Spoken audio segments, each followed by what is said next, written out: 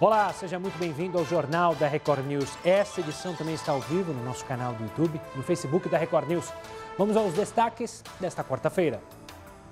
Imagem surpreendente. Crianças pulam de prédio na França para fugir de incêndio. Presidente Bolsonaro testa de novo positivo para o coronavírus. Por quanto tempo o vírus pode ficar alojado no nosso organismo? Nós vamos mostrar. Síndrome do coração partido. Doença ocorre quando os músculos do coração enfraquecem após situações de tensão. A pandemia pode ter intensificado os casos. Crise financeira no Brasil. Enquanto trabalhadores têm salários suspensos ou reduzidos, deputados e senadores recebem a antecipação do 13º salário. Reclamações do álcool gel. A textura do produto está mais gordurosa. A explicação pode estar na falta de um ingrediente.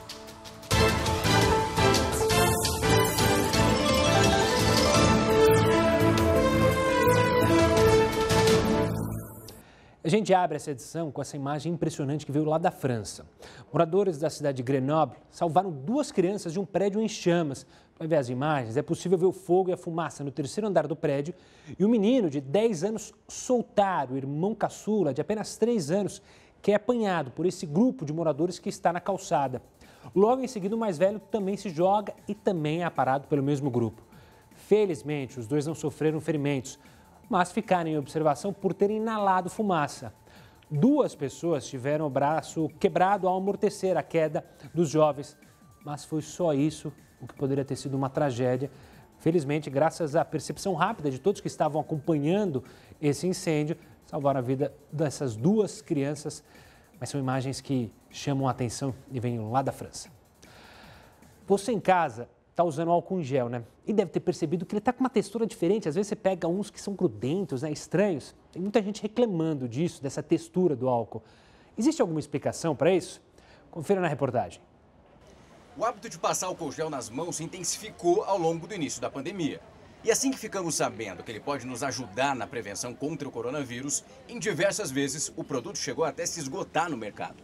Com o início dessa flexibilização da quarentena, em vários locais o álcool se tornou obrigatório como um item de higiene em qualquer lugar que você costuma ir.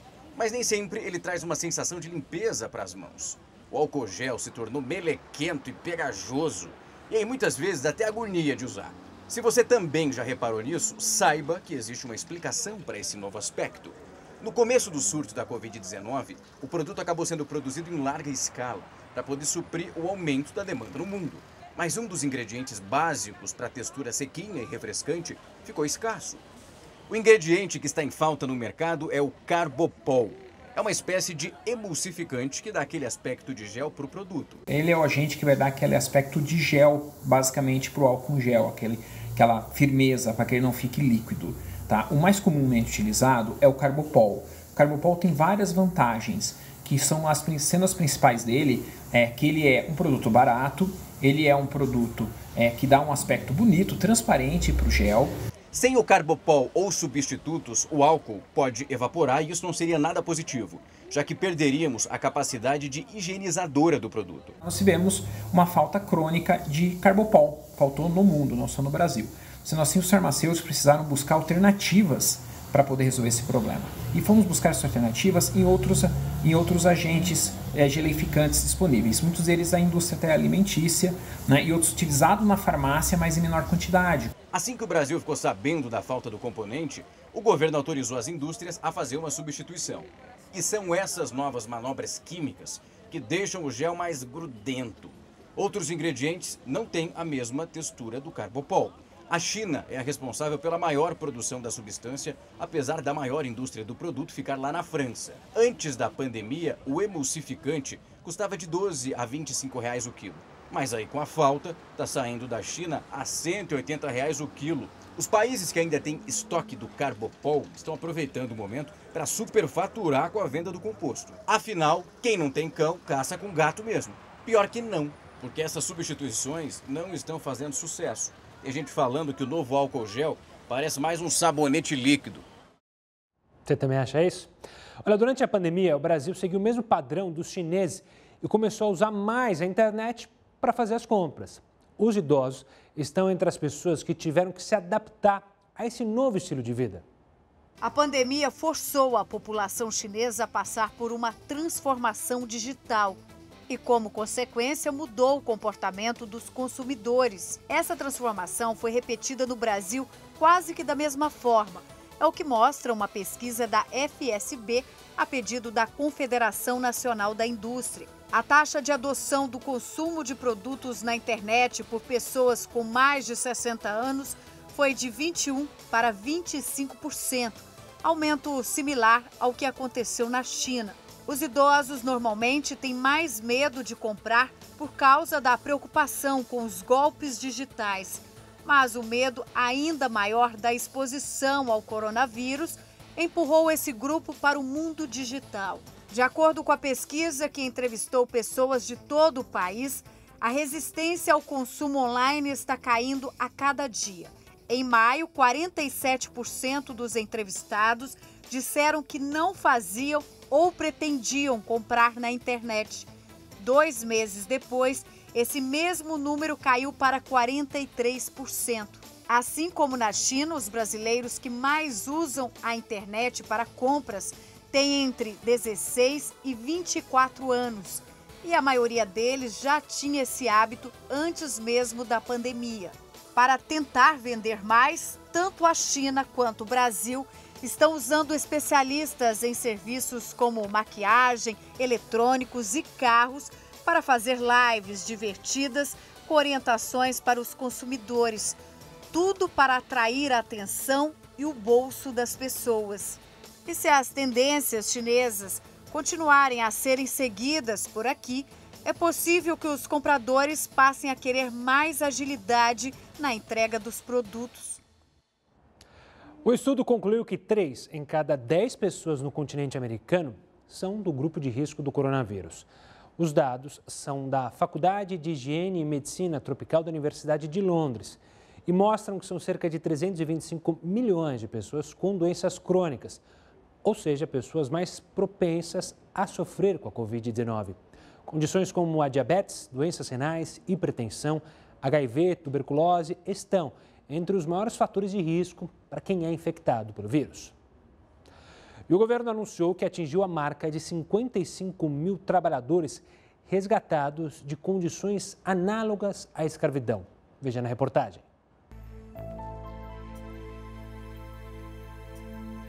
Esse número é a soma de todos os trabalhadores resgatados desde 1995, ano em que foi criado o Sistema de Combate ao Trabalho Escravo no Brasil. As ações são de responsabilidade tanto de grupos de fiscalização móvel, comandados diretamente pelo governo federal, quanto pelas estruturas de fiscalização do trabalho nos estados.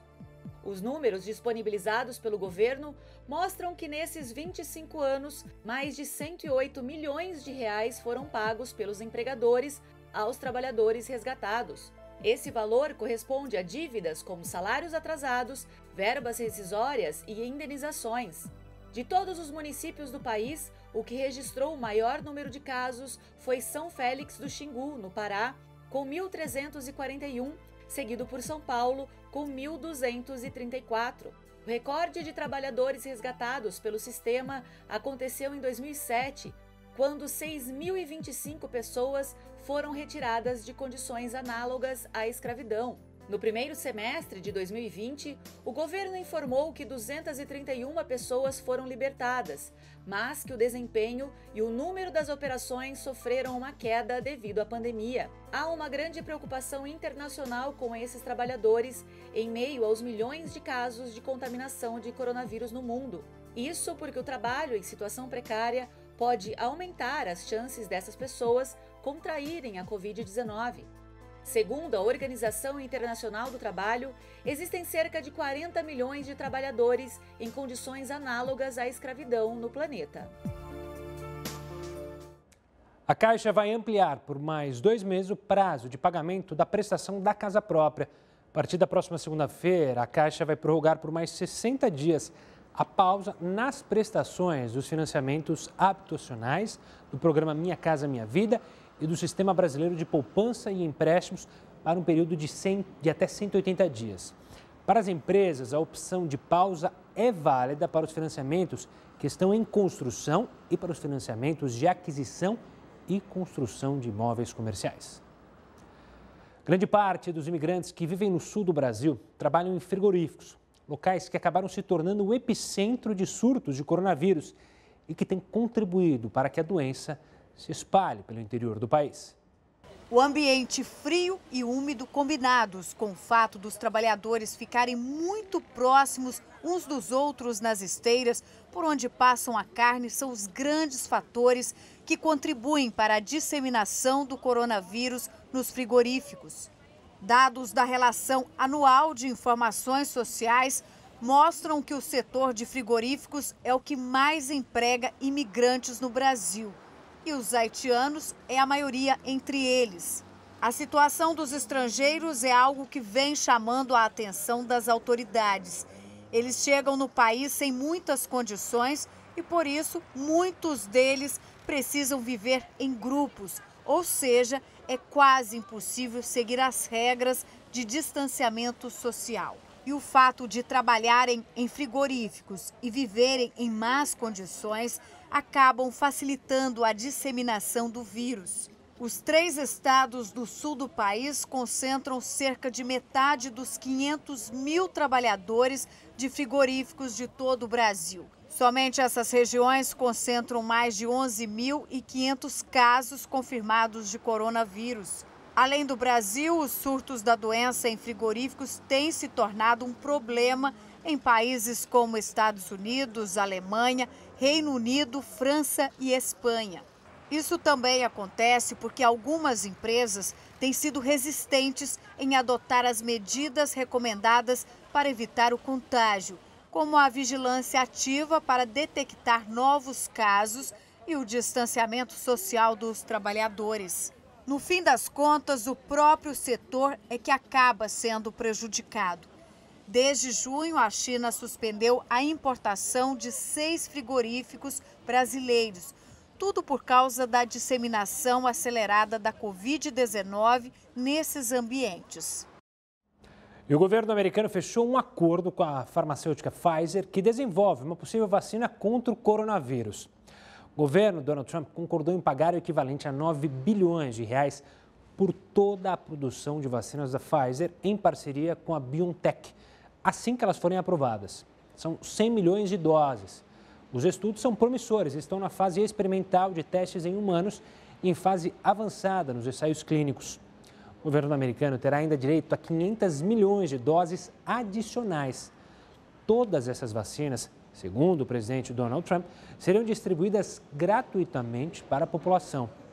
Esse é o maior acordo já feito até agora entre o governo e uma empresa que busca vacina contra o coronavírus. A polícia do Rio prendeu um falso médico, dessa vez em Nova Iguaçu, na Baixada Fluminense. Já é o segundo caso, só nesta semana na região metropolitana. O repórter Pedro Paulo Filho tem mais informações. Uma boa noite, Pedro. Oi, Gustavo, boa noite para você, boa noite a todos. Olha, apesar de não ter o registro, o falso médico fazia propaganda dos serviços nas redes sociais, o que chamou a atenção do Conselho Regional de Biomedicina. Nos últimos meses foram muitas denúncias. O homem, identificado como Roberto de Souza, era, na verdade, fisioterapeuta e estudante de biomedicina. Ele tinha um consultório onde realizava até cirurgias. No local, a polícia apreendeu diversos materiais usados nos procedimentos. Além de responder por exercício ilegal da profissão, o falso médico também será indiciado por descartar material com risco biológico em lixo comum. Gustavo. Obrigado, Pedro. Agora a gente vai até Brasília falar sobre o Tribunal de Contas da União. O TCU deu prazo de 15 dias para o governo explicar por que gastou menos de 1/3 da verba disponível para o combate ao coronavírus. O repórter Clébio Cavagnoli tem as informações. Uma boa noite, Clébio. Olá, Gustavo. Boa noite a você e a todos. O governo federal terá de explicar ao TCU os critérios de compras de insumos e transferência de recursos para estados e municípios. O tribunal apontou durante uma auditoria que o Ministério da Saúde gastou 29% do dinheiro que recebeu entre o início de março e o fim de maio. A previsão era, portanto, de um investimento de quase 40 bilhões de reais, mas foram usados só 12 bilhões contra o coronavírus. O Ministério da Saúde informou que já enviou resposta ao TCU e defendeu a transparência na administração pública. De Brasília, Clébio Cavagnoli. Obrigado, Clébio. Nesta quarta-feira, os trabalhadores nascidos em janeiro e que foram aprovados no primeiro lote do auxílio emergencial terão acesso ao crédito da quarta parcela, enquanto os aceitos no segundo lote começam a receber a terceira parcela. O Heródoto tem mais informações sobre o pagamento do auxílio emergencial no país. Antes de mais nada, olá, Heródoto. Olá, Gustavo. Vamos dar mais algumas informações para o pessoal que está recebendo o auxílio emergencial do valor de 600 reais. Só para a gente ter uma ideia do trabalho que a Caixa vem fazendo, aliás, é um trabalho bastante transparente, eu tenho acompanhado bastante, eu acho que vai ao encontro daquilo que a população brasileira deseja. Vamos lá, só para a gente ter uma ideia, veja o seguinte, nós tivemos milhões de pessoas diretamente favorecidas com esse auxílio. Vamos dar uma olhadinha então aqui nos números, só para a gente ter uma ideia. O valor é R$600, né, que está sendo pago mensalmente, como todo mundo sabe, mas ele atingiu já uma quantidade grande de pessoas. E essas pessoas estão recebendo ou através das contas da Caixa ou através de outra forma, mas o dinheiro está chegando lá. Quanto foi liberado? 65 milhões de pessoas receberam. Mas tem 3 milhões de pessoas que foram bloqueadas e 43 milhões de pessoas foram negados. Qual é o motivo? O motivo é o seguinte, é que algumas desses auxílios não são devidos, então precisa tomar bastante cuidado com ele. Por que razão? Porque segundo a Caixa Econômica Federal, desses 3 milhões aí que foram bloqueados, praticamente metade é fraude. Dá uma olhadinha então aí no outro número que eu vou mostrar agora. Mas como é que é fraude? Aconteceu o seguinte, muita gente não tinha celular e a pessoa então, ela entrou no celular de outra pessoa. Pode, porque nem todo mundo tem celular no país, agora tem que ser com conta existente. Alguns hackers aproveitaram a situação, olha só, para tomar os R$600 de outra pessoa. E a Caixa então identificou esse pessoal, mais ou menos metade das pessoas que não receberam, elas foram, portanto, fraude. Você vai, o que eu vou fazer agora? Vai ter que todo mundo ir na Caixa? Não. Né? Não, porque também não pode ter aglomeração. Então a Caixa está dizendo o seguinte, olha, se a pessoa receber no celular uma mensagem dizendo que foi fraude, ela tem que esperar o mês de nascimento dela, aí sim ela vai lá na Caixa, sem aglomeração, para dizer, olha, tem uma fraude e quero mostrar direitinho, porque não fraudei coisa nenhuma e quero o dinheiro, primeiro ponto. E a outra metade é o seguinte, muita gente não entregou a papelada, mas não precisa ir na Caixa. Estive vendo aqui, a pessoa vai receber um avisozinho da Caixa também, dizendo que está faltando algum papel. Bom, mas se está faltando algum papel, algum documento, o que eu faço? Eu vou na Caixa? Não. Você poderá mandar para a Caixa Econômica Federal através do WhatsApp. Então, eu acho que dessa forma, as pessoas que precisam do dinheiro e as pessoas que são honestas vão receber sem grande problema. Está aí, portanto, uma orientação para as pessoas não necessariamente irem a uma agência da Caixa Econômica Federal. Espera o pedido no celular. Obrigado. É isso aí, Gustavo. Obrigado, Heródoto. Daqui a pouco você volta aqui nessa edição do JR News com outros assuntos. Agora, um aviso importante para você que acompanha aqui o Jornal da Record News. O nosso número de WhatsApp mudou. Então, se você quiser dar sugestões para a gente, é só mandar um oi para o número 3300-5555. Vou repetir, 3300-5555. Já aparece aí na tela. Vão aparecer algumas opções de jornais. Para falar especificamente com a equipe do Jornal da Record News, digite a opção 4. Depois disso, é só escrever a sua sugestão. Continue participando por lá, mande a sua denúncia, a sua sugestão para a nossa equipe. Agora eu falo da região metropolitana do Rio de Janeiro e também da Baixada Fluminense. Ambas avançaram para a bandeira amarela com baixo risco de contaminação de coronavírus. Houve uma redução no número de casos, óbitos e taxas de ocupação de leitos nessas duas regiões. Na pontuação geral, o estado do Rio está na cor amarela. Esse é um dos estudos utilizados pelo governo para tomar decisões sobre o enfrentamento à doença. E o Instituto Butantan, aqui em São Paulo, planeja fabricar 240 milhões de doses da vacina contra o coronavírus. Mas para isso, precisam de doações. A Tainá Falcão tem informações. Isso mesmo, o Instituto Butantan vai abrir um canal de doações para arrecadar até 130 milhões de reais. Com esse valor, vai ser possível investir em equipamentos, tecnologia e ampliar a capacidade de produção, que hoje é de 120 milhões de doses. A primeira etapa, os primeiros testes com a vacina chinesa já começaram a ser feitos ontem e essa segunda fase vai começar daqui a 15 dias.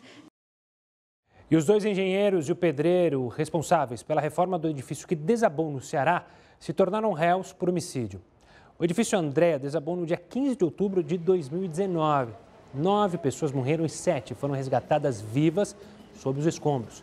Câmeras de segurança flagraram o momento em que o pedreiro quebrava o concreto em torno das colunas de sustentação. A intervenção era acompanhada de perto por esses dois engenheiros. E a Polícia de São Paulo vai usar câmeras acopladas ao uniforme a partir de 1º de agosto. 2.500 policiais militares terão 500 câmeras para gravar as abordagens. Os arquivos serão armazenados em uma nuvem por Wi-Fi. A ideia é preservar a atuação policial e os direitos do cidadão. O policial será obrigado a ligar a câmera durante a abordagem. Caso contrário, será responsabilizado. Ainda falando aqui de São Paulo, 25 municípios do interior aqui do estado decretaram restrições aos supermercados. Em alguns casos, até proibiram as lojas de abrirem por causa do avanço da pandemia de coronavírus. Prefeituras paulistas e supermercados travam uma guerra sobre a abertura do setor. A Associação Paulista de Supermercados conseguiu reverter apenas 2 decretos. Os supermercados argumentam que fazem parte dos serviços essenciais e que as restrições só aumentam as aglomerações nos outros dias da semana. Uma notícia triste, uma baleia-fim, uma espécie da baleia-fim, apareceu morta em Alagoas.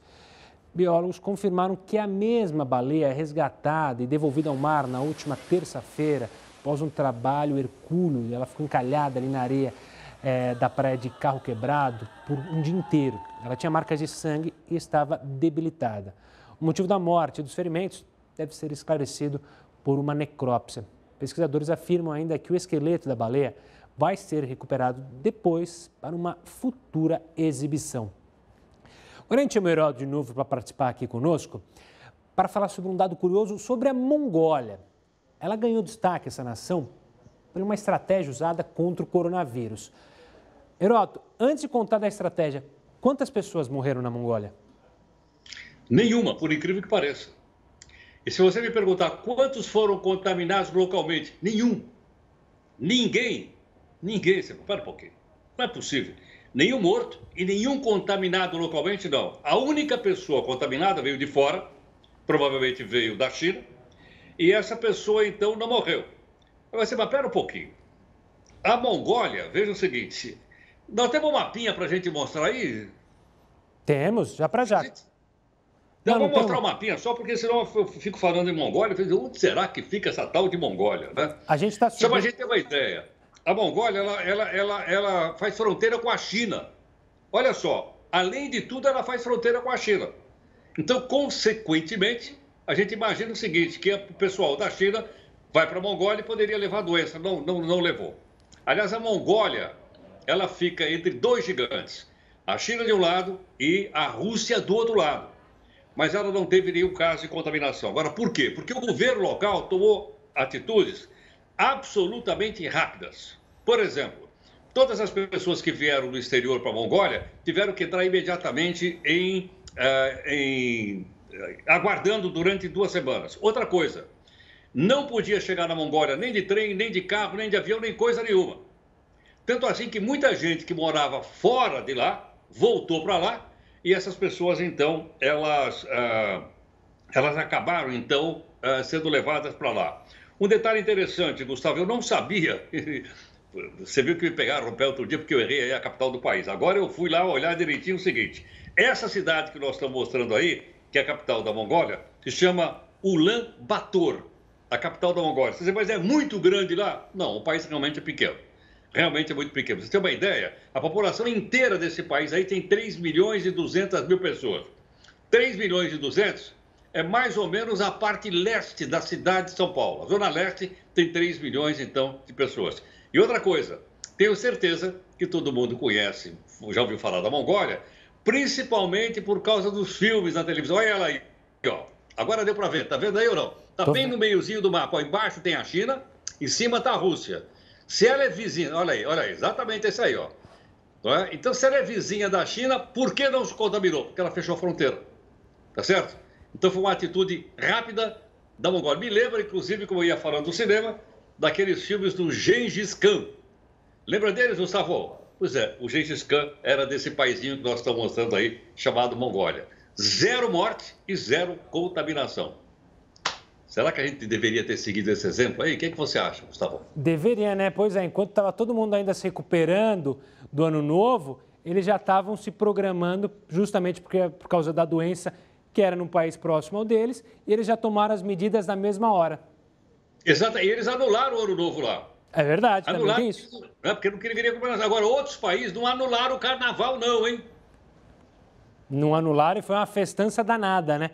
Herói, daqui a pouco você volta aqui para falar de um tema polêmico também, 13º, de muita gente que... Você acredita que 13º de gente está sendo adiantado? Mas não é disso que a gente vai falar agora. O terceiro teste feito pelo presidente Jair Bolsonaro ainda detectou coronavírus. Foi anunciado hoje e aí a gente se pergunta, ora, mas por quanto tempo o vírus pode ficar alojado no nosso organismo? Você vai descobrir agora na reportagem. 2 semanas após ter anunciado que testou positivo para o coronavírus, os exames ainda apontam a presença da Covid-19 no organismo do presidente Bolsonaro. Um estudo da Organização Mundial da Saúde aponta que o tempo médio de recuperação dos infectados é de 2 semanas. Depois desse período, os pacientes deixariam de transmitir o vírus. Jair Bolsonaro se encontra exatamente nesse período, mas a dúvida que fica é: o resultado positivo indica que ele ainda está doente? Quem explica é João Prats, infectologista da Beneficência Portuguesa de São Paulo. E tem um estudo coreano mostrando bem que as pessoas que têm um teste positivo persistente por mais tempo não transmitem ou não se encontrou transmissão para os contactuantes e também que não tem vírus viável capaz de infectar células nas vias aéreas dessas pessoas. Depois de 2 semanas, a gente não transmite mais, mesmo que o teste fique positivo. O teste positivo mais para frente, e nesse estudo coreano, mostrou que essas pessoas não contaminam outras. Então dá para entender provavelmente que essas pessoas têm restos mortais do vírus, pedaços de vírus ali, e que não são capazes de causar doença em outras pessoas. A possibilidade dos resquícios de vírus, inclusive, pode explicar os supostos casos de reinfecção. Em São Paulo, 2 pacientes que já haviam se curado voltaram a apresentar sintomas da Covid-19 meses depois. O Hospital das Clínicas, que investiga os casos, afirma que a possibilidade de reinfecção é pouco provável, já que ainda não foi comprovada em nenhum lugar do mundo. O que pode ter acontecido, segundo o HC, é que vestígios inativos do vírus continuaram nos organismos dos pacientes. Antes dessa possibilidade ser levantada, o caso do jogador argentino Paulo Dybala, da Juventus, ficou conhecido no mundo inteiro. Ele testou positivo para o coronavírus 4 vezes. O intervalo entre o primeiro e o último exame foi de quase 40 dias. De acordo com a imprensa espanhola, o 4º teste detectou uma carga viral baixa no organismo do jogador, que ainda permite a transmissão. Em maio, 2 meses após o diagnóstico, ele anunciou que estava curado. E hoje a bola voltou a rolar aqui no estado de São Paulo. Em instantes, Corinthians e Palmeiras fazem o derby. O Palmeiras é o 2º colocado do grupo e busca a vitória para conseguir terminar a fase na primeira posição. Já o Corinthians ocupa o 3º lugar e tem poucas chances de classificação para as quartas de final. As 2 equipes vão entrar em campo com desfalques importantes. Gabriel Veron não joga por conta de uma lesão muscular. O lateral Marcos Rocha cumpre suspensão. Já Gustavo Gomes não joga porque o Palmeiras e os representantes do zagueiro não conseguiram chegar em um acordo para a renovação do contrato. O jogador deveria ter o contrato oficializado no início da semana. Caso o Palmeiras queira contar com Gomes para as fases finais do campeonato, vai precisar regularizar todas as documentações até o dia 28 de julho. Já o Corinthians não pode contar com o Vitor Cantilho, que testou positivo para o coronavírus, e o atacante Jô, já que o clube não conseguiu entregar a tempo toda a documentação necessária para inscrever o jogador na competição. A bola rola daqui a pouquinho lá na Arena de Itaquera, mas o clima para o clássico ficou pesado durante o dia de hoje, porque a Arena Corinthians, palco do derby, amanheceu pichada. No gramado estava escrito 8-0. Uma alusão à maior goleada que já aconteceu entre Corinthians e Palmeiras, lá atrás, em 1933, e claro, o Palmeiras foi o vencedor. Em uma das traves também escreveram ofensas ao goleiro Cássio. Suspeita é que um torcedor palmeirense invadiu o local para provocar os rivais. O presidente do Corinthians, André Sanches, se manifestou sobre o caso nas redes sociais, dizendo que não acredita na violência e que futebol se resolve na bola. Andrés disse ainda que enviou as imagens da polícia, abriu um BO e, ao que parece, já foi identificado. O torcedor que fez o ataque agora pagará pelo dano provocado na Arena de Itaquera. Um estudo realizado nos Estados Unidos revelou que os casos de síndrome do coração partido aumentaram durante a pandemia. Os detalhes você vai ver no próximo bloco.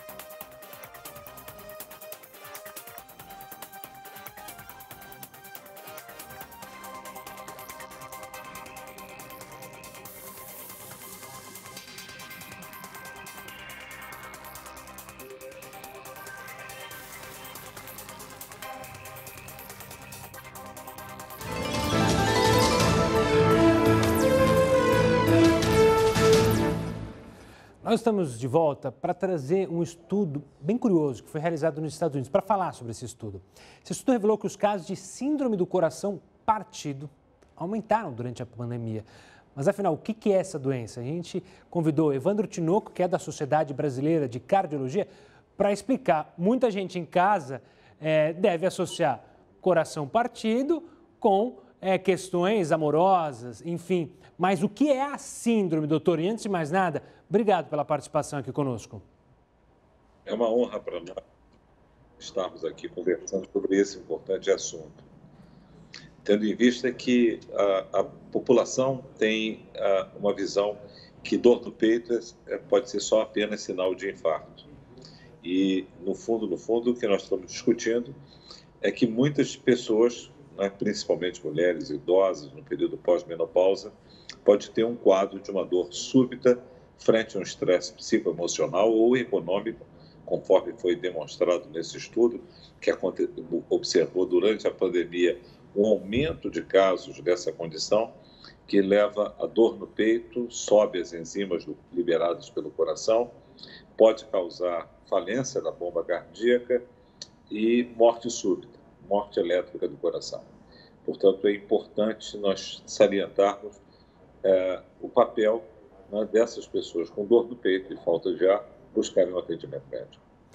Doutor, assim como um infarto, imagino que você pode tentar evitar numa alimentação, na atividade física. A síndrome do coração partido, ou seja, ter essa dor, que pode parecer um infarto, mas não é. Ela tem maneiras para a gente tentar evitar? Há maneiras como ficar atento e procurar um cardiologista? Quais são as dicas que o senhor daria, principalmente nesse momento, como o senhor bem disse, tem aumentado o número dos casos? Uma coisa importante é que durante algum tempo nós não demos tanta atenção na conexão mente e coração. Não é? E a partir da síndrome do coração partido, identificar que pessoas sem nenhum bloqueio nas artérias coronárias, tendo as artérias coronárias limpas, poderiam ter um quadro que simulava infarto. E, obviamente, frente a esses fatores de uma perda familiar, um trauma físico, uma cirurgia, uma condição de uma infecção, e isso causar uma descarga adrenérgica e lesar o coração indiretamente. Nós não temos ainda todas as respostas para isso.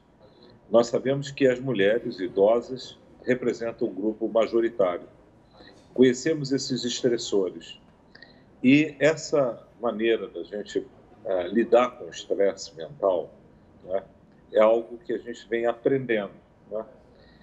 Não temos ainda uma certeza, mas provavelmente atividade física, meditação e técnicas de relaxamento, né?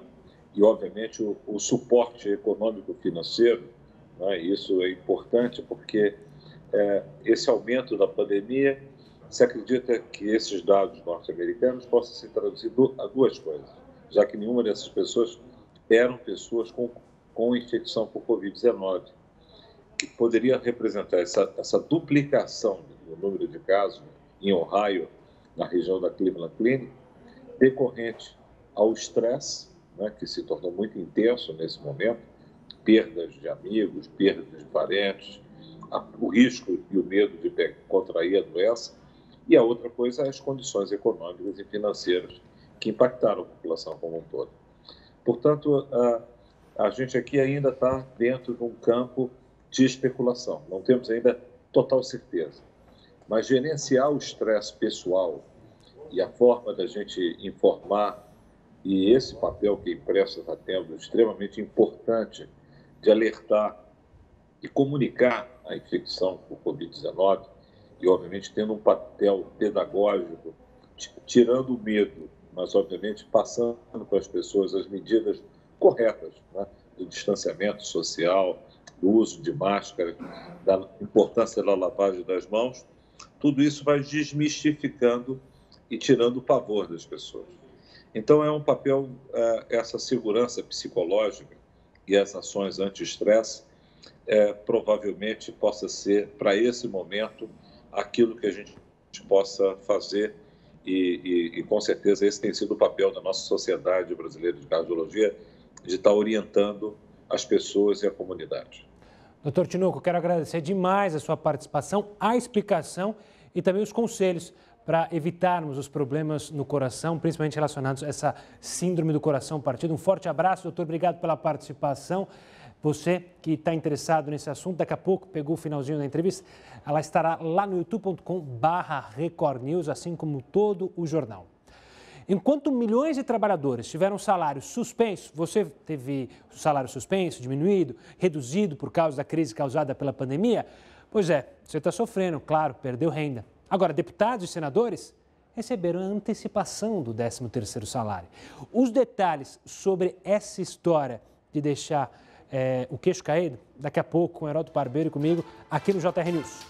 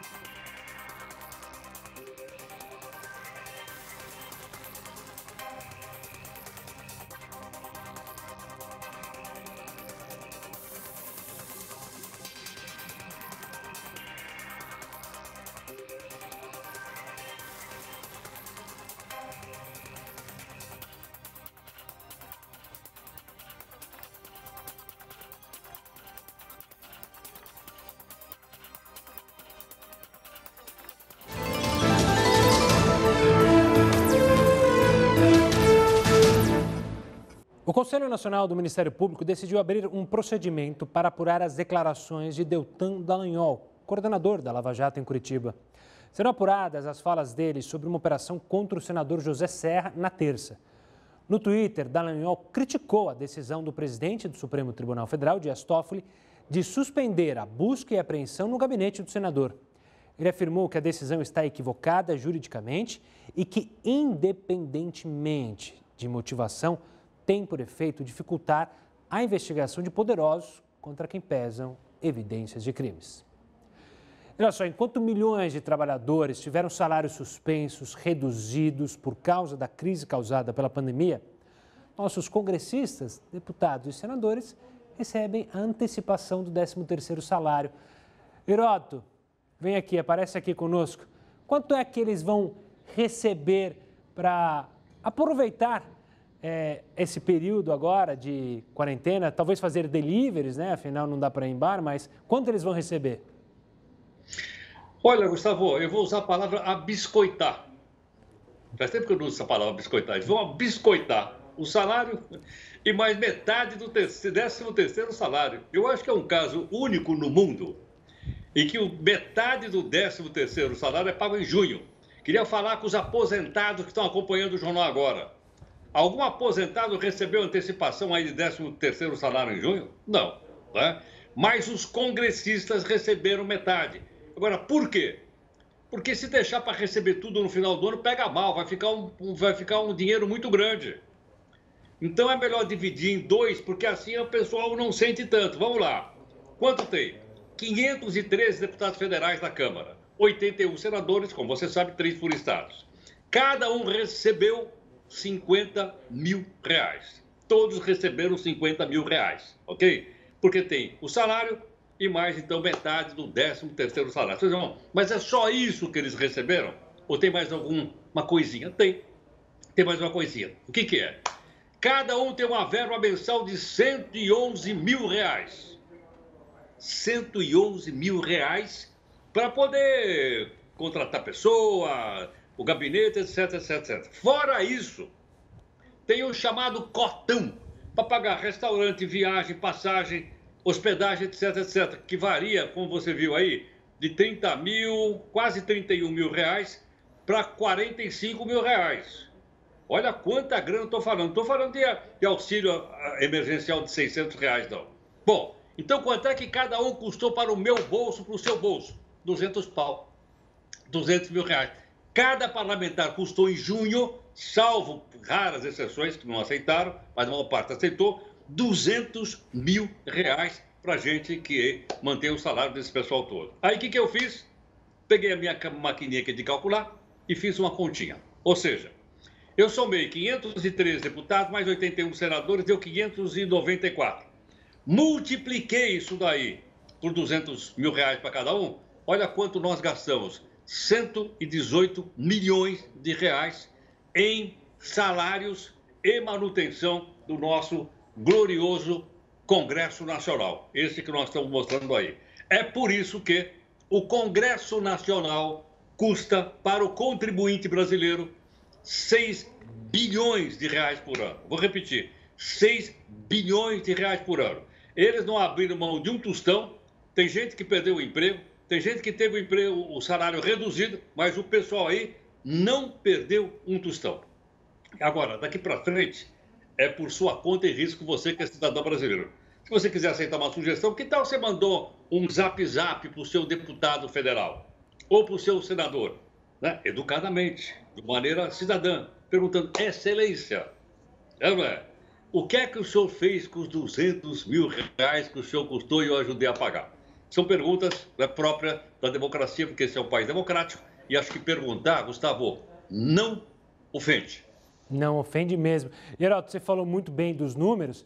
Eu vou além dos números, sem questionar o número, se é muito, se é pouco, mas o exemplo tem que vir de cima. Ou seja, os deputados, os senadores, sabendo da situação do país, de diversas pessoas, tinham que ter a moralidade de justamente de entender a situação. Eu vejo muitos deputados e senadores comentando que não, o dinheiro que seria economizado com o nosso salário não dá para pagar nada, não é uma conta mirabolante. Mas não é isso, a questão é do exemplo vir de cima. Ou seja, eles mostrarem, de fato, preocupação com o país. Heródoto. Só mais um detalhezinho. E eles não vão trabalhar no segundo semestre. É o tal do recesso branco, porque tem eleição aí para prefeito e para vereador. Eles não vão trabalhar. Então vão receber e não vão trabalhar no segundo semestre. Vão trabalhar muito pouco no segundo semestre. Por isso que eu digo, temos que mandar recadinho lá para o nosso deputado e para o nosso senador. Boa, Heródoto. Obrigado pela participação. Amanhã a gente se fala mais. Olha, a data do Carnaval de São Paulo pode ser definida ainda essa semana. Estava falando de Carnaval, falavam que não ia ter, enfim. Os detalhes você vai ver daqui a pouquinho aqui no JR News.